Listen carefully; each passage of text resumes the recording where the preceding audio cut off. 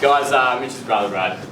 With me today I've got my wife Gemma, Mitch and I's older sister Lauren, Mitch's longest running and #1 supporter, our mum Nicole, and his first coach and mentor at that team.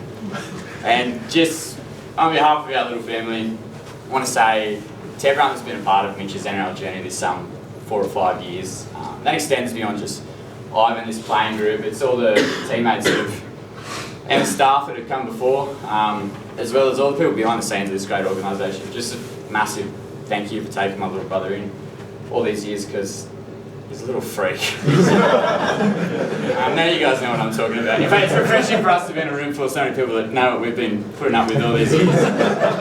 All these little characters and voices he does. The gremlin he turns to on a night out. When he gets way too comfortable with people, and that's like extremely quickly. Yeah, he's a weirdo. But he's also an incredible person. He's kind and he's sincere. He's got a real emotional maturity about him. You can talk until the cows come home. But he's a great listener as well. I know he goes out of his way to check in on his mates, and he's a good friend. He's wickedly funny and charming. And I think to play one NRL game, let alone 100, an incredible feat and awesome figures. He can't wait to see you go out there, man. But 100 games for a single club, and it happens to be this team in this period of dominance, boggles the mind. But I'm just not sure it would mean half as much if Mitch wasn't who he is. I think to the people that mean anything to him, that's what they'll remember him for. And certainly won't remember him for scoring a lot of tries. But it's not the player he is, it's not the player he's ever been. It's never mattered though who you put in front of him, how much bigger, faster, stronger they are, and generally they're all three of those things. Mitch will outwork anyone. It's that effort, it's his determination, it's his grit, it's that mongrel. He's just this little battler from the Hawkesbury. He never earmarked for any representative teams, just took his life into his own hands and willed himself into the greatest NRL team that's ever been. It's remarkable, it's a testament to his character.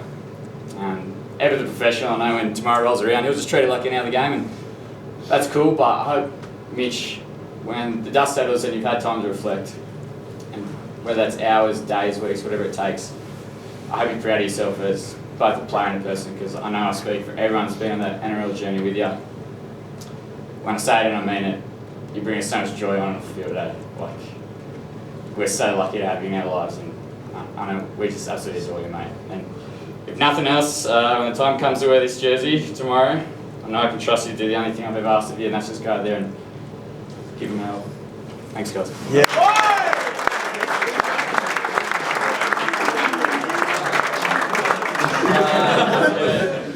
First of all, thanks to my family.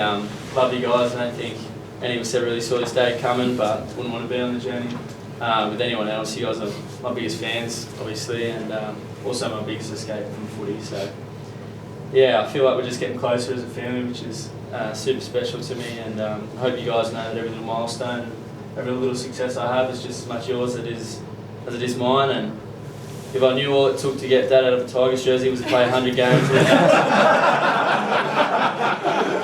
Love the loyalty, you know. Yeah, I love Cheers. You gave me my first start a few years ago, and probably just a kid with a good attitude and not a whole heap else going for myself. So appreciate you being so patient with my development and keep backing me in, mate. So many other people to thank on a short rugby league career, and so many who aren't here, and even if I tried to name them, I'd miss out. But just a few around the place I should thank. Kevin Kingston, your support, mate. On and off the field from day one, it's been unbelievable. While we've been huge for me, mate. Benny Harden might not be here, but he's my first Penrith coach and still be here doing this with him. It's pretty cool. BG, I might take the piss most of the time, but I appreciate the work you put into me, mate. And to the boys, yeah, I first knew I wanted to be a footy player probably 20 years ago. I was about this big watching Iso play for the Tigers.